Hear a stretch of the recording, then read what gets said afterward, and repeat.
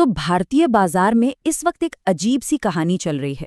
एक तरफ तो ऐसा लग रहा है जैसे आग लगी हुई हो, कुछ मेटल स्टॉक्स तो मतलब आसमान ही छू रहे हैं, लेकिन दूसरी तरफ हमारा रुपया है जो लगातार संघर्ष कर रहा है। तो सवाल ये है कि आखिर ये हो क्या रहा है। चलिए आज इसी पहेली को सुलझाते हैं और इस रिपोर्ट की गहराइयों में उतरते हैं। तो देखिए आज हम क्या क्या कवर करने वाले हैं। सबसे पहले बाजार में जो ये तूफानी तेजी है, खासकर कुछ सेक्टर्स में, उस पर नजर डालेंगे।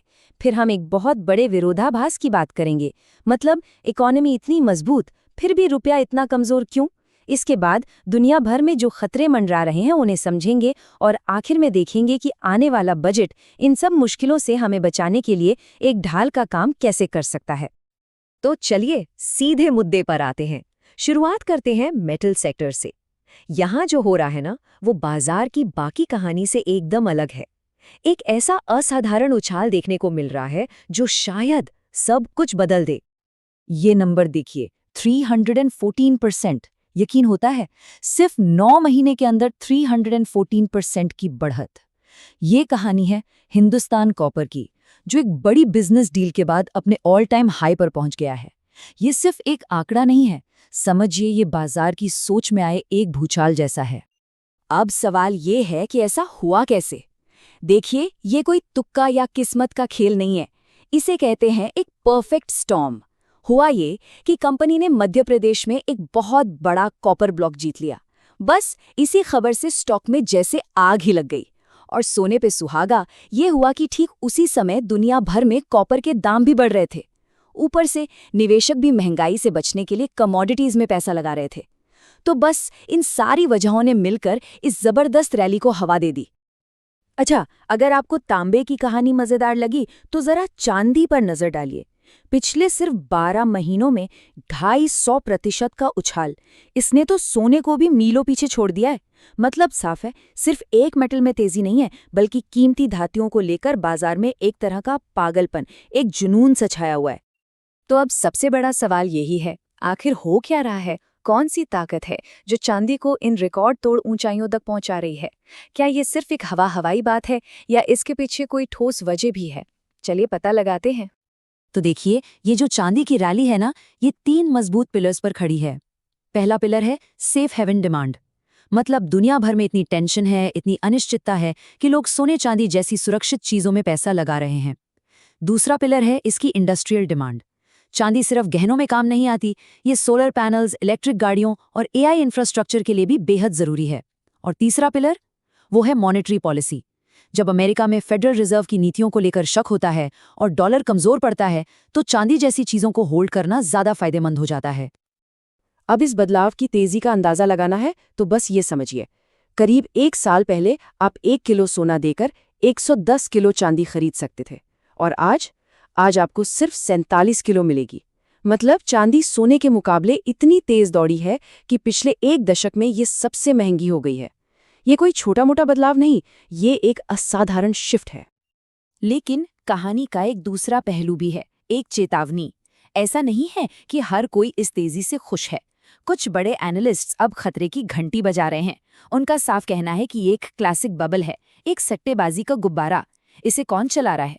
वो रिटेल निवेशक जिन्हें फोमो है, यानी फियर ऑफ मिसिंग आउट, कहीं मौका हाथ से निकल न जाए। और उनके मुताबिक जो स्मार्ट मनी है, जो बड़े और समझदार निवेशक हैं, वो चुपचाप इस बाजार से निकल रहे हैं। तो एक तरफ मेटल्स की ये दीवानगी है, और ये कहानी और भी ज्यादा दिलचस्प तब हो जाती है जब हम इसे इंडियन इकोनॉमी की बड़ी पिक्चर के साथ जोड़कर देखते हैं, क्योंकि वहां एक बहुत गहरा और सच कहूं तो हैरान करने वाला विरोधाभास नजर आता है। और यही है वो ग्रेट रूपी पैराडॉक्स, एक ऐसी पहेली जो सरकार से लेकर निवेशकों तक सबको परेशान कर रही है। सोचिए, हर पैमाने पर हमारी इकोनॉमी शानदार परफॉर्म कर रही है, जीडीपी बढ़ रही है, बड़े बड़े रिफॉर्म्स हो रहे हैं, लेकिन इसके बावजूद हमारा रुपया कमजोर होता जा रहा है। ये तो वही बात हो गई कि कोई तगड़ा एथलीट एक आसान सी रेस में पीछे रह जाए। मतलब कुछ तो गड़बड़ है। इसको ऐसे समझिए जैसे भारत की 2 अलग-अलग कहानियां चल रही हैं। एक कहानी देश के अंदर की है जो शानदार है, इकोनॉमी का इंजन तेजी से दौड़ रहा है, सुधार हो रहे हैं, सब कुछ बढ़िया है। लेकिन जैसे ही हम देश के बाहर की तस्वीर देखते हैं, कहानी बदल जाती है। हम जितना सामान बेचते हैं उससे कहीं ज्यादा खरीदते हैं। इससे होता है ट्रेड डेफिसिट, यानी व्यापार घाटा। ऊपर से हम अपनी ग्रोथ के लिए विदेशी पैसों पर बहुत ज्यादा निर्भर हैं, और यही भारी दबाव है जो हमारी घरेलू मजबूती के बावजूद रुपए को लगातार नीचे खींच रहे हैं। और इस बाहरी दबाव की सबसे बड़ी वजह क्या है? हमारा इम्पोर्ट बिल। जरा इस बात पर गौर कीजिए। हम बाहर से जो भी सामान मंगाते हैं उसका 1/3 से ज्यादा पैसा सिर्फ 3 चीजों पर खर्च होता है: कच्चा तेल, सोना और दूसरे पेट्रोलियम प्रोडक्ट्स। अब जब हम इन ग्लोबल चीजों पर इतने निर्भर होंगे तो जाहिर है कि दुनिया में जरा भी उथल-पुथल होने पर उसका सीधा असर हम पर पड़ेगा, और यही हमें बहुत ज्यादा कमजोर बना देता है। और यहीं से असली चुनौती शुरू होती है।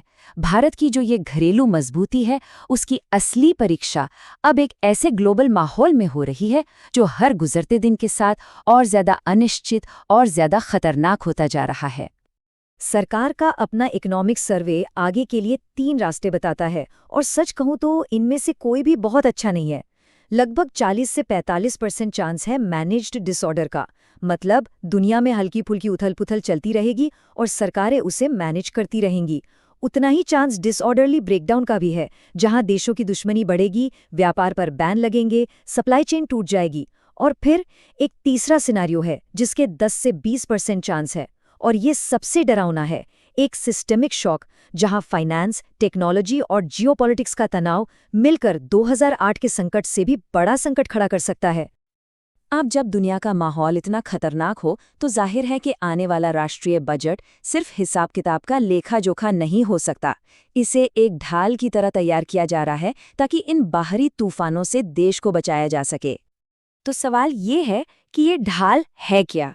जवाब एक शब्द में है: मैन्युफैक्चरिंग। सरकार की पूरी रणनीति इसी पर टिकी है कि भारत को एक ग्लोबल मैन्युफैक्चरिंग हब बनाया जाए।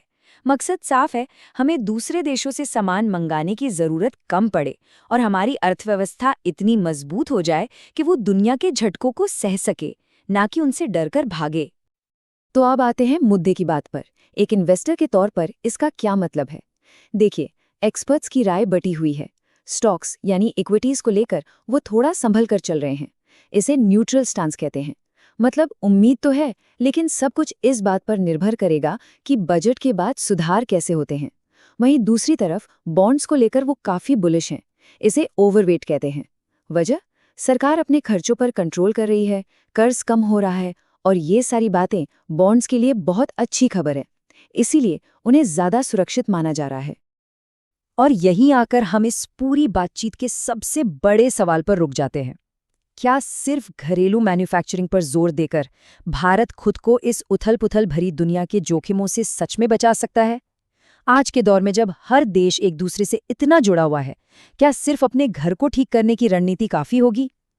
इस एक सवाल का जवाब सिर्फ निवेशकों का पैसा नहीं, बल्कि पूरे देश का आर्थिक भविष्य तय करेगा।